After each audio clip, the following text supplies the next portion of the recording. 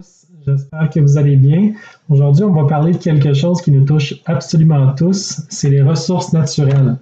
Au Parti citoyen au pouvoir, un parti provincial auquel je m'intéresse, il y a une plateforme dans laquelle on parle très spécifiquement des ressources naturelles. D'ailleurs, le slogan pour les ressources naturelles, c'est « Sous contrôle citoyen ».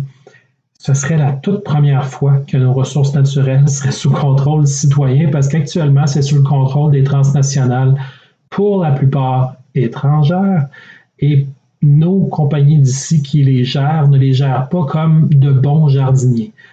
Souvent, c'est géré pour de l'opportunisme économique et ça donne des résultats catastrophiques où on a au Québec des dizaines de projets miniers qui ont été abandonnés de manière sauvage et qui ont détruit une partie de notre belle province.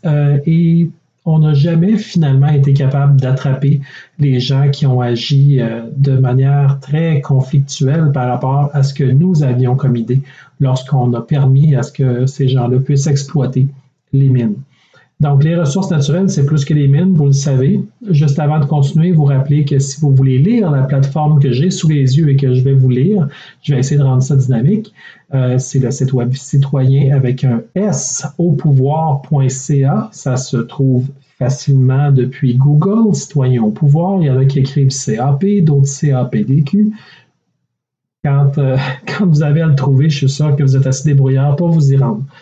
Il y a d'abord un préambule pour la partie des ressources humaines, comme il y a un préambule pour à peu près tous les autres points, sauf que pour les ressources naturelles, c'est un peu plus long comme préambule. Vous allez voir pourquoi. Il commence en expliquant l'influence des grandes entreprises du secteur des ressources naturelles est importante. Il aurait presque pu dire est vraiment très, très, très importante et doit être contenue. Ils sont polis. C'est clair que ça a été beaucoup trop loin. Dans le cadre du projet de société que nous nous donnerons, parce qu'évidemment, ça va être un gouvernement citoyen. Ça va être extrêmement différent de tout ce que les autres partis offrent. Pour la première fois, vous ne voterez pas une fois aux 4 ans, vous allez voter pour ce qui est important. Ça va tout changer en politique provinciale. Donc, le Québec est riche en ressources naturelles. C'est clair qu'on est extrêmement riche en ressources naturelles et doit exploiter cette richesse avec vision pour aujourd'hui et pour demain. OK, clairement, il n'y a pas eu de vision dans l'exploitation jusqu'à présent, fait que c'est un excellent point, c'est vraiment très bien écrit. Pour aujourd'hui et pour demain, ben oui, on a le droit de s'enrichir, mais non, il ne faut pas agir en sauvage comme les compagnies qui trop souvent l'ont fait jusqu'à présent, nous ont prouvé qu'on ne pouvait tout simplement pas leur faire confiance. Ce ne sont pas de bons jardiniers, ce sont trop souvent, il y a eu des exceptions. Fort heureusement, il y en a eu quelques-unes. Mais c'est trop souvent de l'exploitation qui est faite d'une manière vraiment, le mot sauvage est faible. C'est vraiment fait pour briser la nature de toutes les façons possibles quand ils prennent des produits chimiques extrêmement toxiques pour dissoudre une pierre ou quelque chose comme ça, puis ensuite ils mettent ça dans des étangs à l'extérieur, ils tuent la faune, ils empoisonnent les nappes phréatiques. Je veux dire, ils font vraiment leur possible pour s'assurer qu'on leur mette des conditions. Ils ne se comportent pas d'une manière qu'on peut dire sont responsables, ou alors très rarement, ou tellement rarement qu'on n'a pas le choix en tant que gouvernement, en tant que citoyen, de dire, écoutez, c'est parce qu'on est propriétaire ici, puis vous vous en occupez pas bien, donc vous comprendrez qu'on reprend le plein contrôle de nos ressources naturelles. Alors, en tant que citoyen, pardon, vous aurez l'occasion de discuter de ça avec peut-être l'un des points suivants. Il y en a 4, il n'y en a pas beaucoup, mais ils sont très importants. Le premier point, appliquer des politiques strictes de nationalisation du sous-sol québécois de l'eau. Évidemment qu'il faut nationaliser l'eau. Imaginez l'Arabie Saoudite s'ils n'avaient pas nationalisé le pétrole. Ils ont nationalisé le sous-sol. C'est pour ça qu'ils ont le pétrole. Alors, ici, nationalisation du sous-sol québécois. Tout est dit juste avec ces mots-là. C'est fantastique. De l'eau, de la forêt, des racines aussi de ces arbres-là. Autrement dit, ils ne pourront plus prétendre que ces arbres-là sont ancrés sur absolument rien, sur un claim. Non, c'est ancré au sous-sol. tout en favorisant le libre marché et les partenariats avec l'État et les PME du Québec. Bon, de toute évidence, favoriser le libre marché actuellement, c'est pas du tout le cas. C'est des monopoles ou des oligopoles, mais clairement, il n'y a pas de libre marché ou alors dans une infime mesure. Et ce qu'il y a comme libre marché, c'est beaucoup de l'opportunisme économique crasse. Alors, c'est pas quelque chose qui profite à l'État québécois. Ça profite, en fait, globalement, là, nos ressources naturelles profitent plus à la Bourse de Toronto qu'aux Québécois. On va se dire la vraie vérité, là. Si on enlève les salaires des gens qui travaillent dans les mines, les redevances et tout ça, c'est une vraie farce au Québec. Une vraie farce. Appelez n'importe qui au ministère des Ressources naturelles à Charlesbourg, puis demandez-leur, puis on a reçu combien en redevances au Québec? Puis le chiffre est tellement bas qu'ils vont avoir honte de vous le dire. Alors, à partir de là, n'oubliez pas qu'une mine dans le Nord, ça, les Québécois ne savent pas ça. Hein? Tu sais, on dit souvent, ah, au Québec, on est né pour un petit pain. Non, notre province est extrêmement riche. Juste avec le nickel qui a la mine Ragland dans le nord du Québec. Je ne sais pas si ces chiffres-là sont dévoilés, mais je les ai déjà vus passer. Ils feraient à peu près annuellement 40, 44, 50 milliards par année. Il y a d'ailleurs dans le port de Québec, vous savez, la poussière rouge sur Limoilou, ce dont on a parlé. Ce qui est très drôle, c'est que les médias vendus à l'élite, qui ne dévoilent pas les détails, hein, ils ne disaient pas d'où venait cette poussière rouge-là. Bien sûr, ils admettaient que c'était du nickel, mais ma foi du bon Dieu, pourquoi est-ce qu'il y a autant de nickel dans le port de Québec tout le temps et que ça revient tout le temps? Ben, c'est parce qu'il y a des gros bateaux qui nous amènent le nickel de la mine de Ragland. Ils n'amènent pas ça en train, ils amènent ça en bateau. Et ces bateaux-là arrivent au port de Québec. Or, dans chaque bateau, il y a pour une valeur parfois de 1 milliard, de 2 milliards, de 2 milliards et demi de nickel par voyage de bateau. Donc, ce qui mettait de la poudre toxique sur le quartier de Limoilou et d'autres quartiers environnants, c'était quelque chose qui avait une valeur économique absolument extraordinairement élevée. Mais cette valeur économique-là, qui appartenait aux Québécois, savez-vous ce qu'elle s'en allait? Elle s'en allait à Sudbury, en Ontario, pour être triée. Ouais, monsieur. Parce qu'après ça, ça s'en va, après Sudbury, en Ontario, ça s'en va en Norvège. Savez-vous pourquoi ça s'en va en Norvège? Parce que ça s'en va rejoindre les stocks internationaux de nickel de la compagnie suisse Glencore. Vous savez, la grosse transnationale étrangère qui fait des affaires un peu partout dans le monde avec un niveau de moralité qu'on pourrait qualifier de très approximatif. Ben, Glencore reçoit le nickel québécois en Norvège. Et moi, par exemple, si j'ai besoin de nickel, puis je dis j'aimerais avoir du nickel québécois, ben, même si ce nickel-là passe dans le port de Québec, qui passe à Sudbury, qui reprend le bateau pour reprendre le fleuve, pour s'en aller jusqu'en Norvège, et que là-bas, le nickel québécois arrive toujours bien dans un bateau qu'on sait que c'est le nickel du Québec, bien, ils se dépêchent à tout mélanger ça, de sorte qu'on ne peut pas distinguer le nickel québécois du nickel qui vient d'ailleurs dans le monde. Parce qu'on n'est pas la seule source de nickel, mais on est une grosse source de nickel. Alors, Glencore s'assure à ce moment-là d'avoir une source importante de nickel, et en mélangeant les sources comme ça, il se trouve à pouvoir finalement avoir toujours un meilleur monopole, si on veut, où il y a un oligopole, mais les autres sont beaucoup plus petits que Glencore, une espèce de monopole sur la matière première de nickel. Mais en bout de ligne, les Québécois, là, c'est parce que c'est censé être à nous autres. Là. La mine de Ragland, il y a quelqu'un qui m'a déjà dit qu'avec environ 5 milliards par année, on serait capable de la rouler à la perfection. Ça roulerait vraiment bien. On pourrait racheter le fonds de commerce qu'il y a là-bas ou encore mettre un 10 milliards au départ pour acheter toute la machinerie, s'établir, faire des ponts aériens, d'avoir finalement l'établissement de la chose. Mais c'est loin de nos yeux, la mine Ragland. Hein? C'est très, très loin dans le nord. Et puis, il y a très peu de détails qui filtrent jusqu'au commun des mortels. J'ai l'impression que dans cette vidéo aussi, vous allez peut-être apprendre pour la première fois de votre vie qu'il y a une mine multimilliardaire au Québec et que vous ne le saviez pas. Évidemment, ces chiffres-là, il ne faut pas compter sur des compagnies que je n'ai pas encore nommées pour vous dire que ces mines-là, qui sont pilotées de Toronto, mais opérées au Québec, il y a un jeu de fiscalité là-dedans, bien évidemment, ce n'est pas eux autres qui vont se forcer pour vous expliquer la mécanique de pourquoi le nickel est aussi bien caché au public. Parce que quand ils ont étendu leur nickel, le port de Québec, sur toutes les Limoilou, ils n'expliquaient pas qu'ils étaient en train de transiger des matières qui valaient littéralement des milliards de dollars. Ils montraient ça comme étant « Ah, pauvre port de Québec, nous sommes en train de transborder un bateau et malheureusement, un peu de poussière de nickel va sur les Limoilou. » Voyons donc. Ils ont complètement décontextualisé la patente et nos journalistes des grands médias ont évidemment pas fait le travail qu'ils auraient dû faire, le travail de creuser ça puis de comprendre pourquoi il y avait une forme de...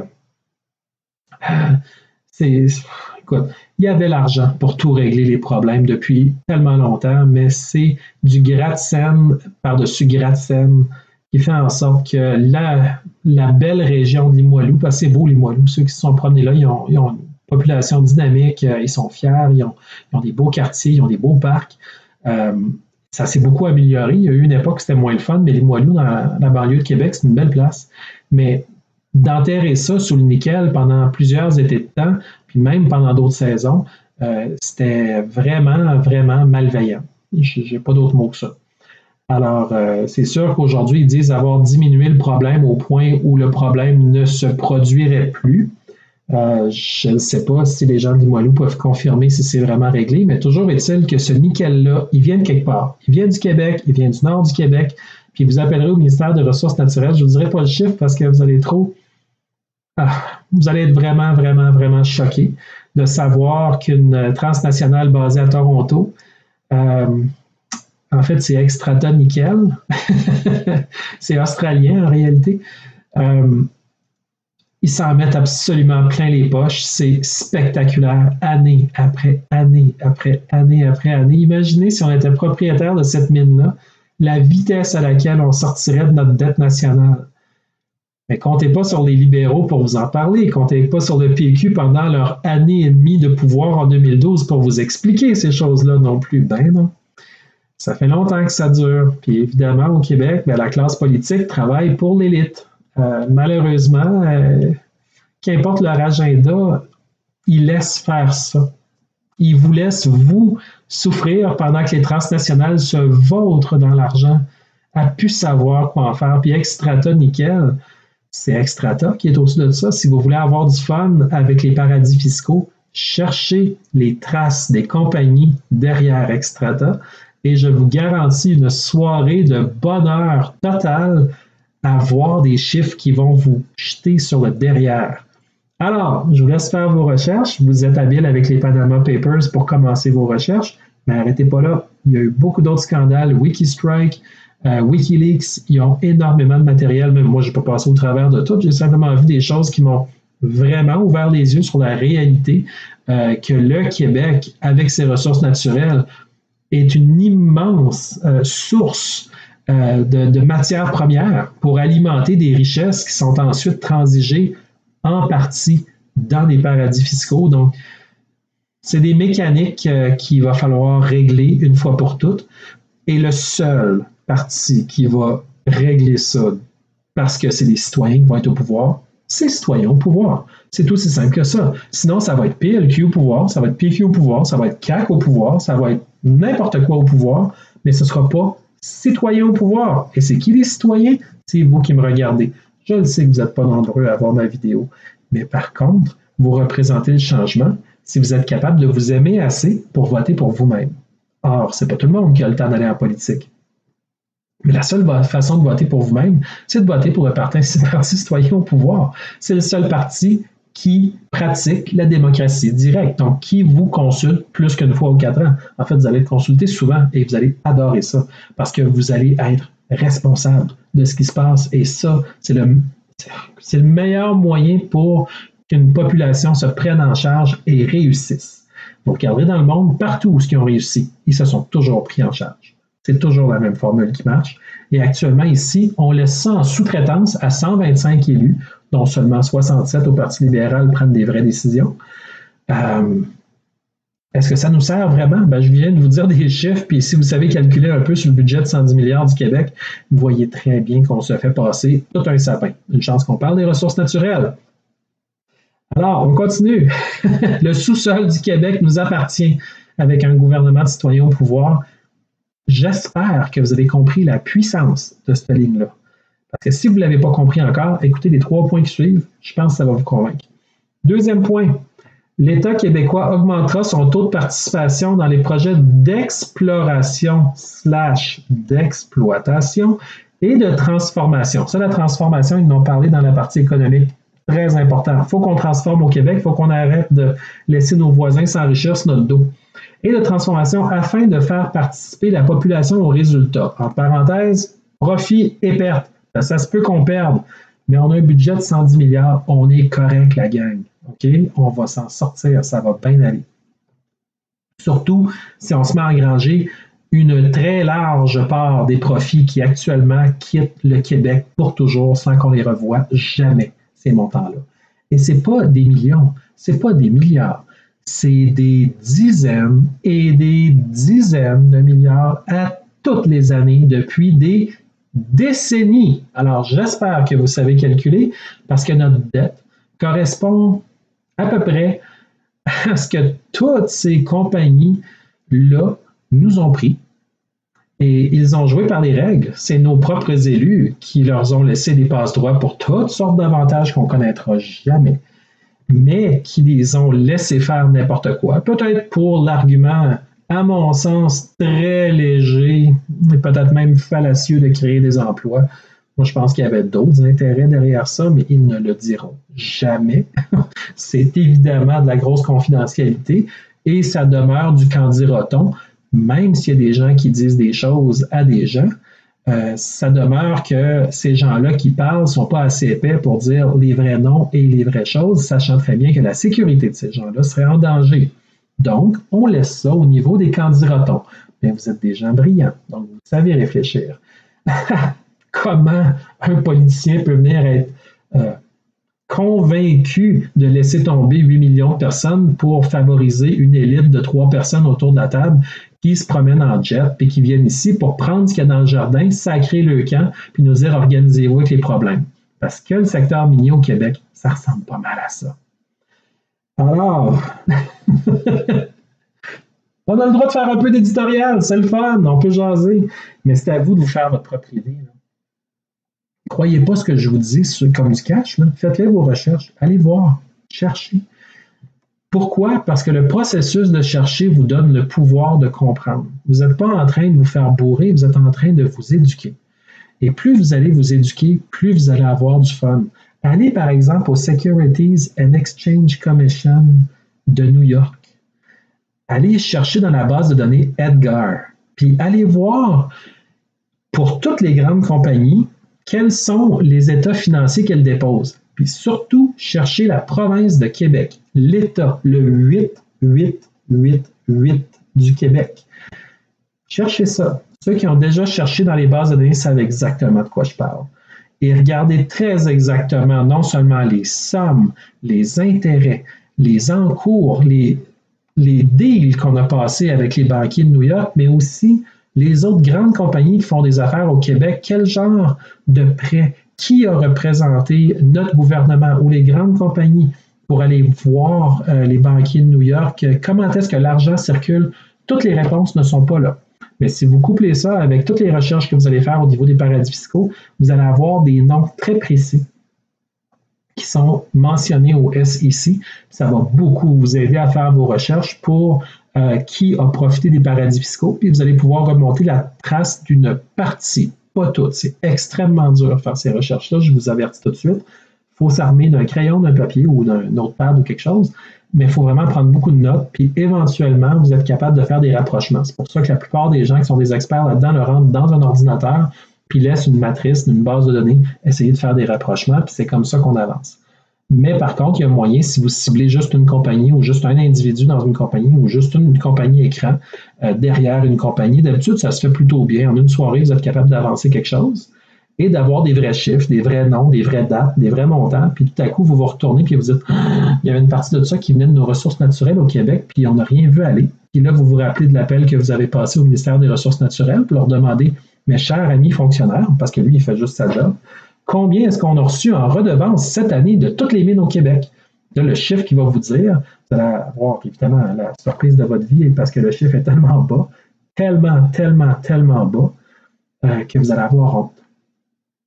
Puis là, vous allez finalement penser à tous les résultats que vous avez été chercher dans vos recherches pour les paradis fiscaux. Puis là, vous allez dire, tabarouette, c'est donc bien hallucinant le Québec, comment qu'on est riche. Tu sais, vous êtes plus riche que vous le pensez. Des fois, la Banque Scotia dit des affaires qui sont vraies. Elle ne dit juste pas dans le bon contexte. C'est clair qu'on est très riche si on reprend le pouvoir que les banques ont pris, puis si on reprend le pouvoir de nos ressources naturelles. Soyez absolument assurés que tous les problèmes économiques du Québec se règlent en dedans, littéralement d'1 minute après avoir signé le papier. C'est aussi rapide que ça. La totalité de nos problèmes économiques, c'est aussi simple que ça. C'est juste que l'immense richesse nous file entre les doigts.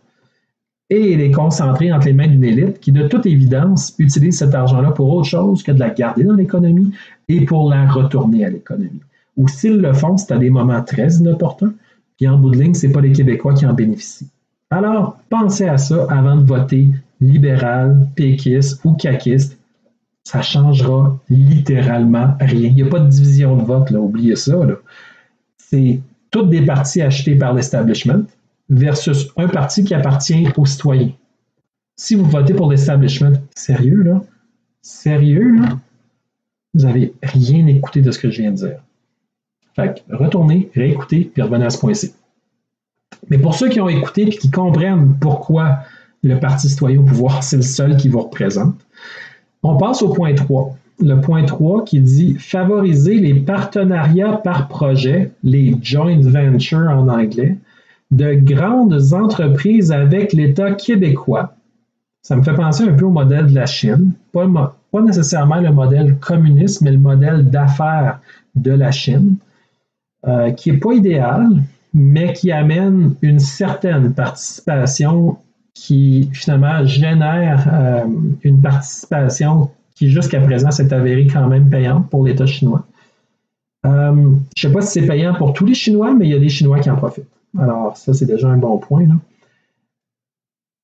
Alors, on recule un petit peu. Donc, favoriser les partenariats par projet, joint venture, de grandes entreprises avec l'État québécois, ainsi qu'avec, puis ça, c'est vraiment cool, des coopératives de PME dans le secteur de l'exploration, de l'exploitation et de la transformation de notre matière première.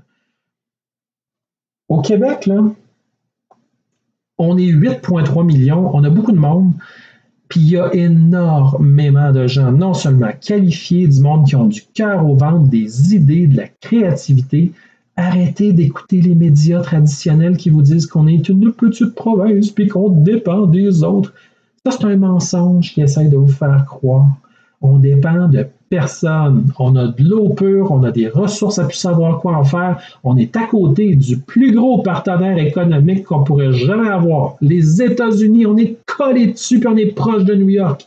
On ne peut pas demander mieux que ça. Puis, ils nous font croire qu'on a tellement besoin des transnationales suisses, des transnationales espagnoles, des transnationales de l'Australie et des États-Unis. Bouhou, on ne pourrait rien faire au Québec si ce n'était pas là. Hey, come on.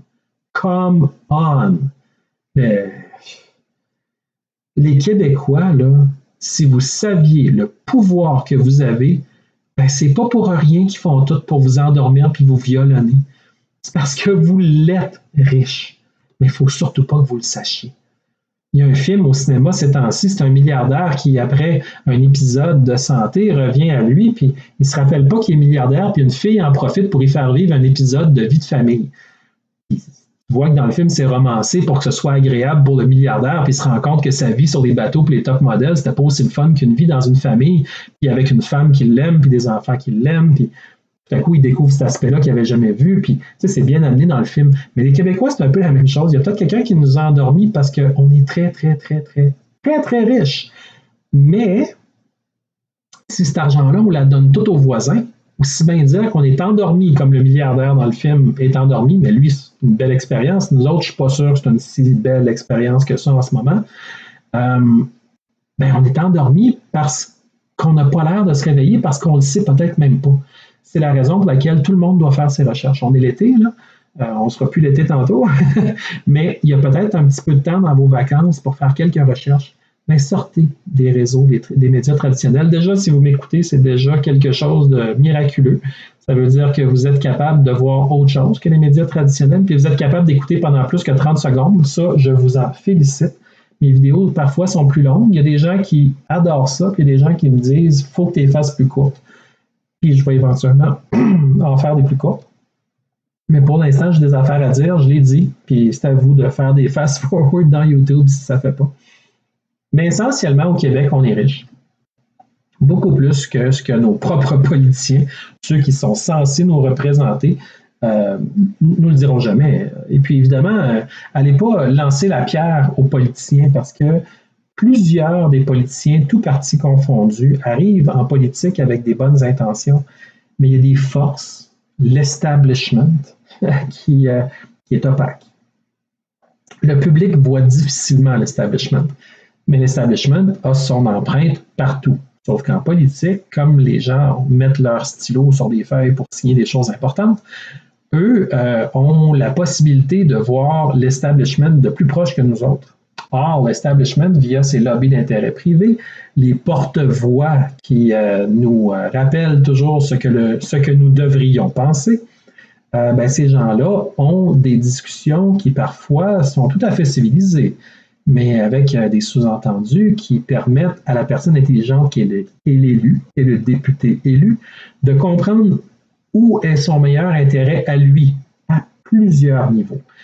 Donc, pensez pas que les élus qui sont là sont de mauvaise foi. Souvent, ils arrivent avec des bonnes intentions, mais parfois, ils savent eux-mêmes où ils doivent arrêter et où ils doivent commencer.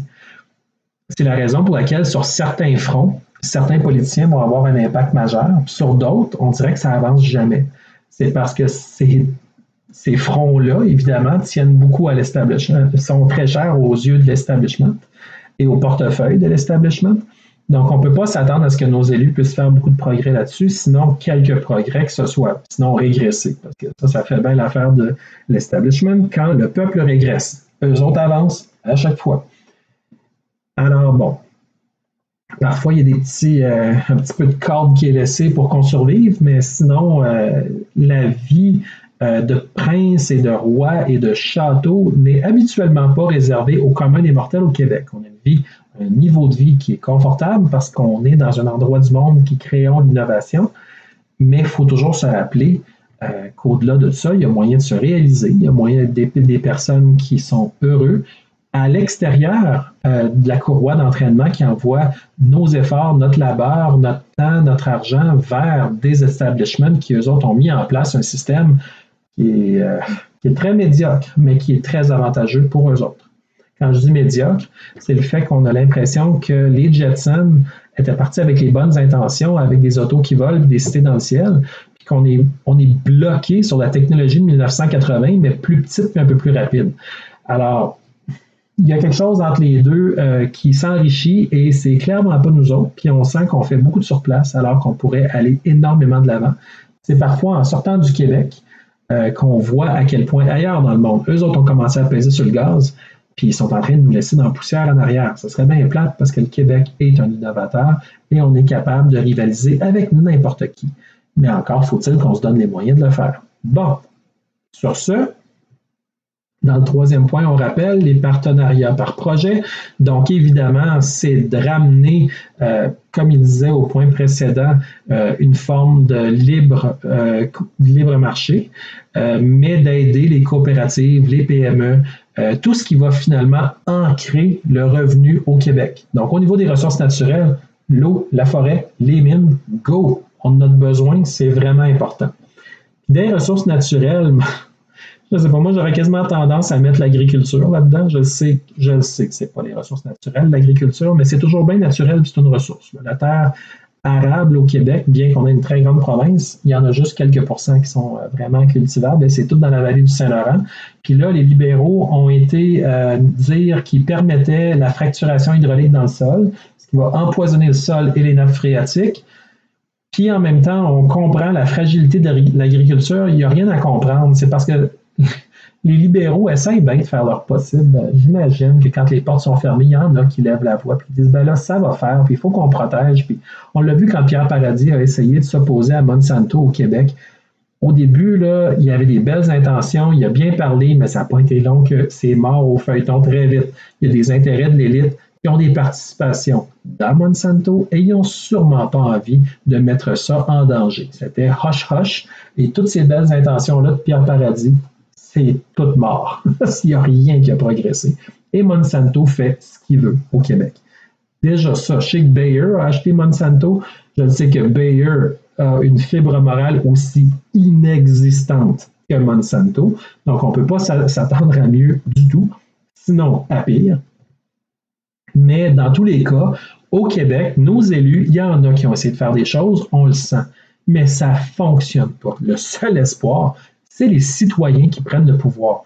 Oubliez ça. Bayer, Monsanto ou toutes les autres lobbies d'intérêt privé ne réussiront pas à convaincre 8,3 millions de Québécois de quelque chose où avant, il y avait ça facile.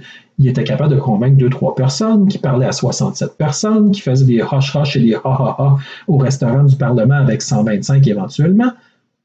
Puis c'était passé, puis c'était réglé. Les lobbies d'intérêt privé l'avaient tellement facile. Avec un gouvernement citoyen au pouvoir, il est fini le party. Fini. Parce que là, il va falloir qu'ils convainquent des millions de personnes que c'est dans leur intérêt de se faire passer un sapin. Or, les millions de personnes vont refuser de se faire passer un sapin. Donc, c'est soit que ça va marcher avec des partenariats comme projet, comme au 3e point de citoyen au pouvoir, ou soit qu'ils iront faire des affaires dans des pays d'Afrique où ils ne se sont pas encore donné le pouvoir de reprendre le contrôle sur leur coin du monde.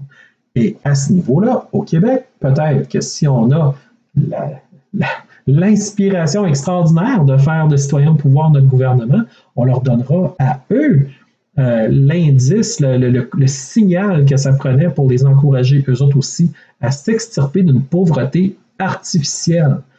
Parce qu'en Afrique aussi, il y en a des ressources. Et c'est la même affaire qu'au Québec. On endort une élite, on garde le reste du monde dans une vie de servitude plus qu'autre chose. Et l'élite fait ce qu'elle veut. Mais au Québec, on a l'occasion, on a une fenêtre d'opportunité pour réussir quelque chose. Mais prenons-la. Sans ça, elle ne reviendra peut-être pas avec la même force qu'on l'a présentement. Sur ce, on plonge dans le 4e point. Ça vient chercher l'appel au ministère des Ressources naturelles de Charlesbourg que je vous disais tantôt. En passant, vous pouvez appeler à n'importe quel bureau des ressources naturelles, c'est jusqu'à Charlesbourg. Il y a 2 ou 3 fonctionnaires selon l'humeur du directeur du bureau qui s'occupent des redevances à cet endroit-là. Donc, vous pourrez avoir une discussion franche et ça va être très agréable pour vous. Soyez toujours poli avec les fonctionnaires, c'est du bon monde. C'est vraiment du bon monde, ils font leur possible. Ils sont dans des paramètres qui ne sont pas favorables au Québec, mais ce n'est pas de leur faute à eux. Ils sont payés pour faire du mieux qu'ils peuvent dans les conditions qu'ils ont. Donc, toujours travailler avec notre fonction publique, c'est notre allié, c'est notre rempart, c'est notre bouclier, c'est notre épée. Et les gens qui sont là sont des citoyens. Et ils sont placés à un endroit où voter citoyen au pouvoir, pour eux, ils comprennent 2 fois mieux que peut-être n'importe qui d'autre pourquoi c'est si important, parce qu'eux-mêmes, en tant que fonctionnaires, les voient des solutions. C'est juste que parfois, même le directeur a les mains liées, il ne peut pas tout faire ce qu'il veut. Parce que si un politicien qui signe un papier, ben là, tout à coup, tout le reste doit aller dans la direction que le papier indique. On peut manifester son désaccord, mais à un moment donné, la politique est là pour décider des choses politiques. Donc, la sphère politique, c'est soit qu'on en prend le contrôle, soit qu'elle continue à avoir un effet que je qualifie de très sous-performant sur l'ensemble de la population. Donc, évidemment, êtes-vous prêts? J'étais sur le point de plonger dans le 4e point. S'assurer que les taux de redevance, le mot redevance, hey, au Québec, là, sérieux, le mot redevance, c'est une joke. faut qu'on remette le mot redevance avec un R majuscule.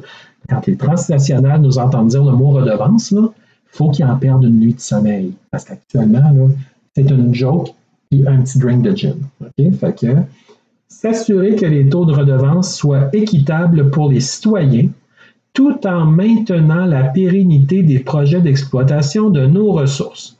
C'est une façon polie de dire il va y avoir une transition. Vous avez compris que ma vision de la transition est pas mal plus raide que ce que je crois que les gens très civilisés, stratégiques et beaucoup plus prudents, probablement que l'espèce d'approche que moi j'ai, là, qui est beaucoup plus rapide. En fait, ils y vont de manière beaucoup plus douce et c'est assurément la bonne façon de faire. Mais en même temps, on reprend le pouvoir. On reprend le contrôle du territoire. On reprend le contrôle du sous-sol, on reprend le contrôle de redevances qui sont, on a ici, équitables pour les citoyens. Mais pour que ce soit équitable, les citoyens vont pouvoir s'exprimer. Et j'ai bien l'impression que les citoyens, quand ils vont voir les vrais chiffres, là, ce que ça rapporte vraiment, les ressources naturelles au Québec, ils vont dire « Oh là là, comment ça se fait encore qu'on a des problèmes de payer notre système de santé? » C'est parce qu'on laisse des élites se sauver à l'extérieur de notre projection fiscale. Évidemment, tout ça peut changer avec des citoyens au pouvoir, parce qu'avec des élus au pouvoir, ben, si c'est des partis politiques traditionnels, ils nous l'ont montré les dernières décennies de quoi ils sont capables. Puis, à part de bouger un centimètre à gauche, un centimètre à droite, en proclamant vouloir déchirer sa chemise pour que les médias aient un bon show, il se passe quoi? C'est de l'immobilisme. Vu du point de vue du citoyen, mais du point de vue de l'élite, c'est la plus belle croisière sans jamais qu'il y ait de vagues sur le bateau. Puis eux autres sont heureux parce qu'ils dirigent, c'est ce qu'ils ont demandé à nos élus, via les lobbies. Et ils l'ont reçu. Ma foi, ils n'ont aucune raison de se plaindre. Et le petit message à l'establishment, c'est qu'un citoyen au pouvoir, c'est pas nécessairement l'ennemi de l'establishment. C'est simplement que le citoyen au pouvoir est capable d'avoir une vie digne de ce nom, lui aussi. Ça n'empêche pas l'establishment d'avoir une belle vie. Ça fait juste faire en sorte qu'il n'est pas le seul à en avoir une belle. Évidemment, si le but de l'establishment, c'est de dire « Mon Dieu, j'ai 50 milliards dans mon compte, j'en ai tellement pas assez », ben c'est sûr que l'obsession maladive sur les dizaines de milliards en banque au cas où qu'il arrive quelque chose et que tu vas être sauvé dans un chalet pendant que le reste de l'humanité s'en va sur la bombe, ben, écoute, c'est une maladie mentale rendue là. Qu'est-ce que tu veux? On va lui souhaiter bonne chance, mais nous autres, on n'est pas obligés d'embarquer dans leur maladie mentale. Là. On est capable de voir que nous autres aussi, on en a des citoyens qui ont des bonnes idées puis qui veulent se réaliser puis qui n'ont pas besoin de se mettre à genoux devant un banquier normalement pour faire avancer leur projet. Mais au Québec, des ressources naturelles, là, il y a à peu près personne qui n'a jamais été dans une forêt. Il y a à peu près personne qui n'a pas réalisé que chaque arbre avait une valeur économique, mais qu'elle a une valeur économique aussi quand l'arbre est encore dans le sol. Puis je sais qu'il n'y a pas nécessairement, juste être bien certain de ce que je dis, là, mais moi, je n'ai pas vu nécessairement une série de points comme sur le tourisme dans le programme. Mais le tourisme, c'est quand même 8 milliards par année au Québec. Puis les ressources naturelles puis le tourisme, il y a un lien à faire là parce qu'on a un tourisme à développer au niveau de nos ressources naturelles. Que ce soit les barrages, que ce soit nos forêt, que ce soit les expéditions, nos rivières, tout ça est basé sur la qualité et la pérennité de nos ressources.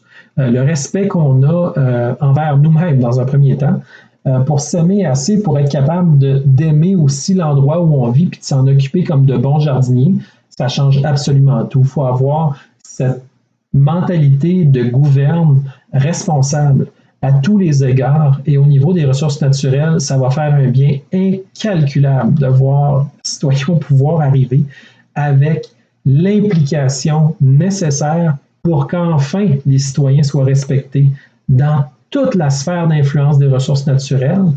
Le Québécois moyen n'est pas là, à part parfois pour travailler, à part parfois pour avoir un spin-off de On ship le bois aux États-Unis. Les Québécois ne sont pas là. Il y en a qui travaillent dans les mines, il y en a qui ont des spin-offs, mais ce n'est pas eux autres qui viennent riches. Les salaires sont respectables, Mais en même temps, ça vient des ressources qui appartiennent à tous les Québécois. Pourquoi ce ne serait pas tous les Québécois qui s'enrichiraient? Il faut se la poser la question. Si vous aviez quelqu'un qui venait piocher dans votre jardin en arrière et qui disait « Hey, je viens de sortir 40 milliards », puis il vous laissait, je ne sais pas, 100 000 en redevance, vous diriez « je ne suis pas complètement certain que c'était juste et équitable ». Évidemment que c'était pas juste et équitable. Puis s'il vous dit, pour le labeur que tu viens mettre dans le jardin, je vais te laisser un 200 000 de salaire. Ben vous diriez, hey, c'est vraiment généreux. Wow, tape dans le dos pendant qu'il s'en va en jet dans son Australie natale et qui dit, ils sont vraiment généreux, ces Québécois. Or, des fois, c'est pas juste de la générosité, il arrive que c'est de la grosse naïveté. Alors, sortez de votre programmation comme quoi vous êtes pauvre, vous êtes né pour un petit pain. C'est pas vrai, c'est des mensonges. C'est pour ça qu'ils vous le répètent autant. Alors, allez lire ça, plateforme de citoyens au pouvoir. C'est moins coloré que ce que je viens de vous dire, mais en lisant les 4 points par vous-même, vous allez voir à quel point c'est puissant les mots qui ont été utilisés par citoyens au pouvoir. Et évidemment, si vous avez des commentaires et des suggestions, c'est large, les ressources naturelles. On vit sur Terre, on ne vit pas dans les airs, dans les nuages. Là. Même si les Jetsons, eux autres, le faisaient, ça a l'air que nous autres, on n'a pas le droit d'aller là, pour aller y vivre, en tout cas. Alors, on vit sur Terre, c'est à nous autres. On a probablement tout le monde notre idée de comment est-ce qu'on pourrait faire en sorte que les ressources naturelles nous avantagent plus, nous, les citoyens. Donc, mettez vos idées en bas dans la vidéo, likez si vous aimez ça, abonnez-vous à la chaîne, c'est ce qui va permettre que d'autres personnes découvrent la chaîne. Et partagez dans tous les médias sociaux autant que vous pouvez, parce que si vous ne partagez pas, après le mois d'octobre 2018, oubliez ça, il va falloir attendre un autre 4 ans si vous n'avez pas déjà pris la bonne décision de voter pour le seul parti qui s'appelle vous-même, citoyen au pouvoir. Bonne chance pour vos recherches. SEC, Edgar, allez voir Paradis fiscaux. Allez chercher Paradise et Paradis fiscaux. C'est extraordinaire ce que vous allez trouver. Faites vos recherches. Passez une belle journée.